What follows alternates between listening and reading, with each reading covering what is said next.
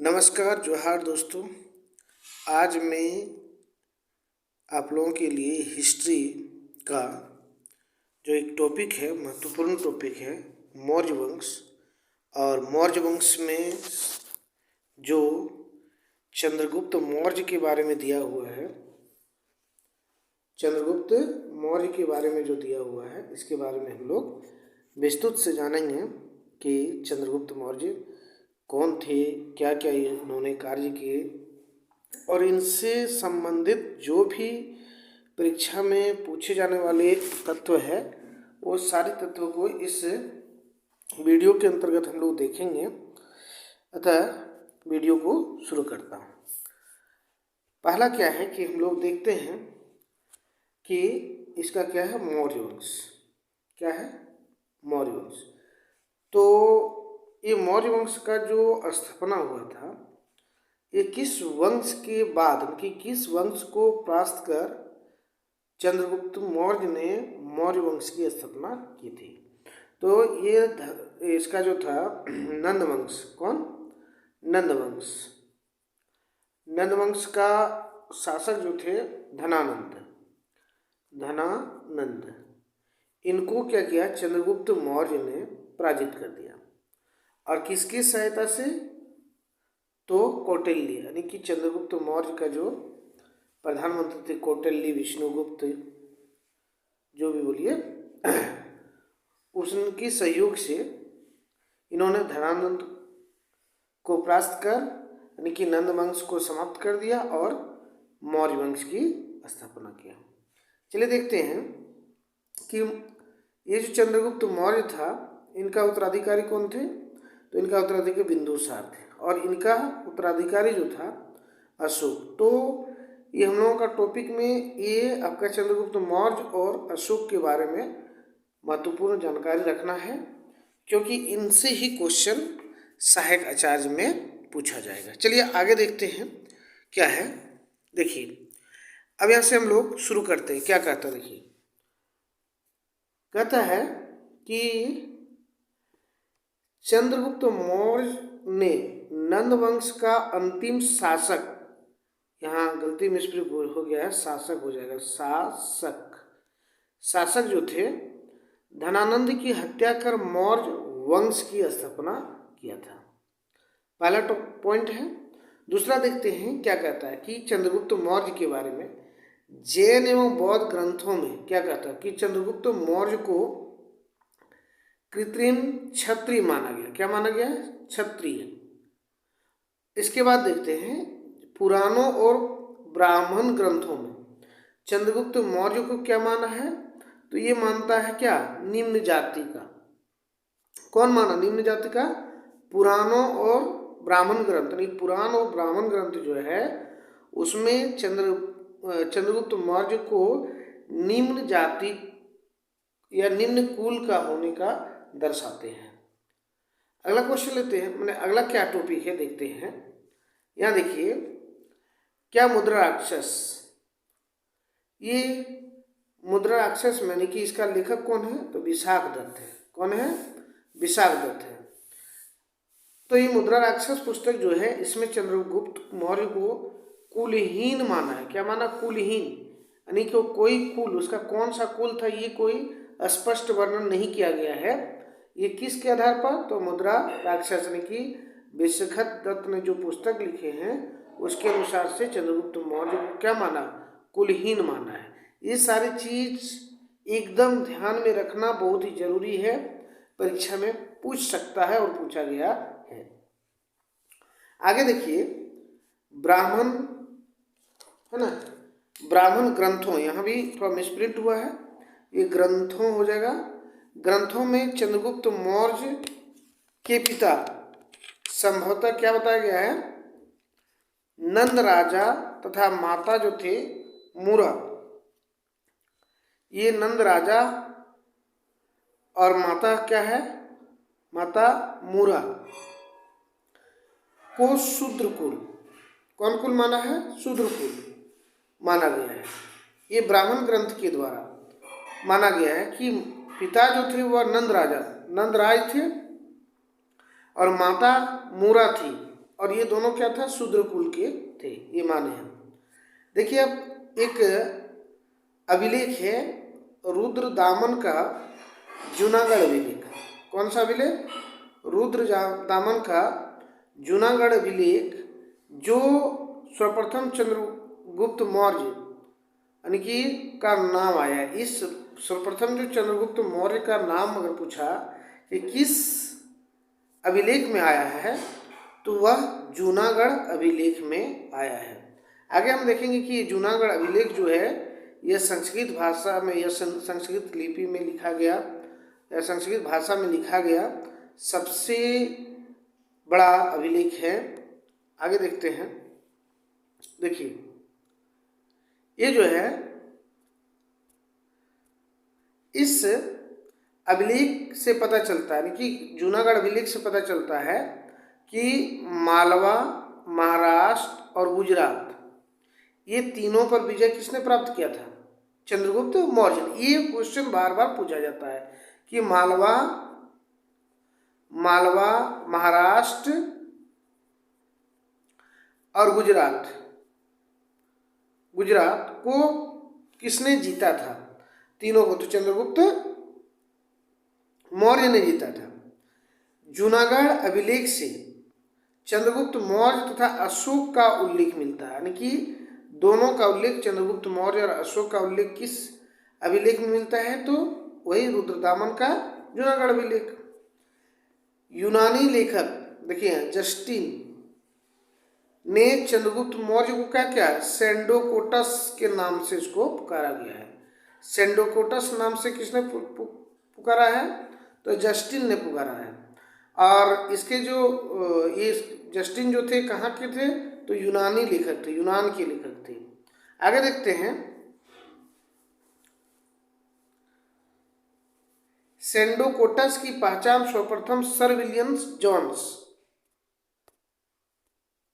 ये जो है सर विलियम जेम्स ने चंद्रगुप्त मौर्य के रूप में किया था।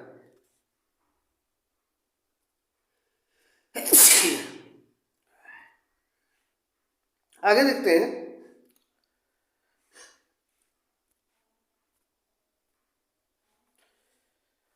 चंद्रगुप्त मौर्य की राजधानी जो थी कहाँ? पाटलिपुत्र।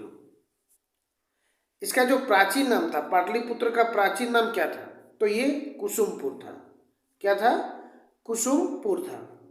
पाटलिपुत्र का प्राचीन नाम कुसुमपुर। और ये पाटलिपुत्र किसका राजधानी था? चंद्रगुप्त मौर्य का।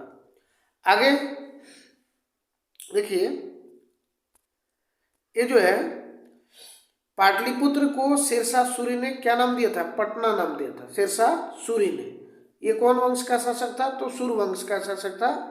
और इसने हुमायूं को पराजित कर सूर्यवंश की स्थापना की थी। कब? 1540 में। और इसका शासन था सूर्यवंश का 40 से लेकर 1555 तक। अब पुनः हुमायूं ने जो है इसको पराजित कर दिया और फिर से हुमायूं दोबारा जो है गद्दी पर बैठा था। चलिए आगे देखते हैं। यूनानी यात्री जो थे मेगास्थनीज, ये मेगास्थनीज जो थे ने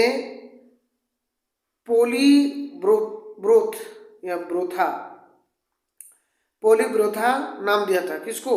चंद्रगुप्त मौर्य को। पाटलिपुत्र के बुलंदीवाद, देखिए बुलंदीवाद और कुम्हार, ये जगह का नाम है, में चंद्रगुप्त, यहाँ भी गलत हो गया है, चंद्रगुप्त ने लकड़ी का महल बनवाया, यानी कि लकड़ी का महल जो है मिला था दो जगह से, कि लकड़ी का महल का साक्ष्य मिला है। तो यहाँ क्वेश्चन कैसे बनेगा कि पाटलिपुत्र के किस स्थान से चंद्रगुप्त का लकड़ी के महल मिला था? तो वह दो जगह होगा, बुलंदीवाद और कुम्हार से स्थान है। यहाँ आगे देखते हैं कि सर स्पूनट महोदय ने बुलंदीवाद और कुम्हार की खोज की थी। ये दोनों स्थान की खोज किसने की थी? स्पूनट ने की थी, सर स्पूनट। पाटलिपुत्र का शासन चलाने के लिए, ये जो पाटलिपुत्र था इसके जो शासन चलते थे वह 6 समितियों के द्वारा चलता था और प्रत्येक समिति में जो था वह 5 सदस्य होते थे। तो कुल सदस्यों की संख्या यहाँ क्या हो गया 30, यानी कि 6 समिति और एक समिति में 5 सदस्य, तो टोटल करेंगे कितना सदस्य हो जाएंगे 30 सदस्य होते थे। और 6 समिति कौन कौन सा समिति था, तो देखिए पहले शिल्प समिति, विदेश समिति, जनसंख्या समिति, उद्योग समिति, वस्तु पर्यवेक्षक समिति और कर पर्यवेक्षक समिति। ये 6 प्रकार की समिति था और इन्हीं के सहारे पाटलिपुत्र का शासन व्यवस्था चलता था। नेक्स्ट देखते क्या है क्या कि चंद्रगुप्त मौर्य प्रथम शासक था, माने कि चंद्रगुप्त मौर्य प्रथम शासक था जिसने पूरे भारत को एक राजनीतिक सूत्र में बांधने का प्रयास किया था। इसके अलावा कोई ऐसा प्रयास नहीं किया था कि पूरे भारत एक सूत्र में बंध जाए। जब देखो चंद्रगुप्त मौर्य 25 वर्ष की अवस्था में ही, कितना वर्ष 25 वर्ष, 6 लाख सेना लेकर पूरे भारत को रौंद दिया। और चंद्रगुप्त मौर्य की सेना विशाल थी, विशाल सेना, देखिए कितना सेना बताएं 6 लाख सेना था। तो इसका अर्थ क्या हो गया, इसका सेना कमी नहीं था, बहुत ज़्यादा सेना था। और यही विशाल सेना के कारण से क्या हुआ, देख रेख में विशाल सेना था, इसके लिए देख रेख चाहिए, देख रेख के लिए 6 समिति बना था और प्रत्येक समिति में 5-5 सदस्य होते थे। नेक्स्ट देखते हैं, कुल सदस्य 30 हो गया। अब ये 6 जो थे कौन कौन सा था, देखो प्रथम समिति में क्या था कि प्रथम समिति जो था उसमें आपका जल सेना की देखरेख किया जाता था, और दूसरी जो थे वो भोजन व्यवस्था की करते थे। तीसरा जो था वह पैदल सेना की देखरेख करते थे, और चौथा जो था, चौथा समिति वह अश्व सेना की देखरेख करते थे। अगला जो है 5वां और 6ठा, इसमें 5वां जो है यहाँ गज मतलब हाथी वाला जो सेना का देखरेख करने वाला था वह 5वां समिति था, और 6ठा समिति में क्या होता था, रथ सेना का देखरेख करता था। तो इस प्रकार से 6 समिति जो थे वो समिति का कार्य अलग अलग था। आगे देखते हैं कि चंद्रगुप्त मौर्य को भारत का मुक्तिदाता कहा गया, और चंद्रगुप्त मौर्य जो थे भारत को यूनानियों से मुक्ति दिलाया था, यानी कि सिकंदर जो थे, सेलुकस, निकेटर, सिकंदर, ये सब आते थे और उस आक्रमण करते थे, उससे मुक्ति दिलाया था। आगे देखते हैं यहाँ क्या है कि 305 ईस्वी में यूनानी नरेश सेलुकस निकेटर से युद्ध हुआ था, और क्या हुआ था इस युद्ध में, सेलुकस निकेटर जो थे वो पराजित हो गया था। पराजित होने के बाद उसने अपने जान बचाने के लिए क्या करना चाहा, संधि। तो संधि कैसे करेगा, तो सेलुकस निकेटर ने अपने पुत्री जो थी हेलेना, क्या नाम था उसका, हेलेना, का विवाह जो है चंद्रगुप्त मौर्य से करा दिया, और इसके बदले में क्या देता है, 6 राज्य देता है, आगे दिखाएंगे, करा देता है। और पुत्री का नाम था हेलेना। भारतीय शासक चंद्रगुप्त मौर्य का विवाह किससे होता है, यूनानी राजकुमारी से होता है, किससे, हेलेना से होता है। ये कहाँ की राजकुमारी थी, यूनान की थी। किसकी पुत्री थी, तो सेलुकस निकेटर की पुत्री थी। आगे देखिए चंद्रगुप्त मौर्य जो थे वो सेलुकस के बीच, यानी कि दोनों के बीच में, चंद्रगुप्त मौर्य के और सेलुकस निकेटर के बीच में एक संधि होती है। संधि का क्या शर्त था कि उसने, सेलुकस निकेटर ने जो 4 क्षेत्र विजित किया था, दहेज में उसको चंद्रगुप्त मौर्य को दे दिया। कौन कौन सा क्षेत्र था, कंधार, काबुल, एशिया में हेरात और जुडेशिया, ये 4 क्षेत्र को सेल्यूकस निकेटर ने दहेज में किसको दिया? चंद्रगुप्त मौर्य को दिया। और इसी के बदले में चंद्रगुप्त मौर्य ने 500 हाथी दिया था। किसको? सेल्यूकस निकेटर को। चलिए आगे देखते हैं कि चंद्रगुप्त मौर्य का शासन कहाँ से कहाँ तक था।